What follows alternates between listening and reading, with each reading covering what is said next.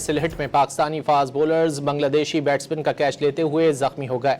अपनी ही गेंद पर तंजील हसन का कैच लेने की कोशिश में हसन अली का सर जमीन से टकरा गया, जिसके बाद उन्हें स्ट्रेचर पर ग्राउंड से बाहर ले जाया गया। उनका तिब्बी मुआयना किया जा रहा है। बांग्लादेश ने टेस्ट के पहले दिन पहले बैटिंग करते हुए अब से कुछ देर पहले 2 विकेटों के नुकसान पर 55 रन बना लिए हैं। दोनों विकेटें फास्ट बॉलर मोहम्मद अब्बास ने ली हैं।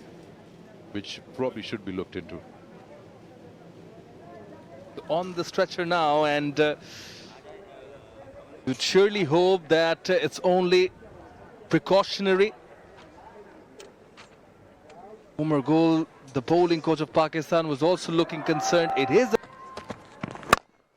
in the air. Oh, got a finger to it. The bowling change almost working.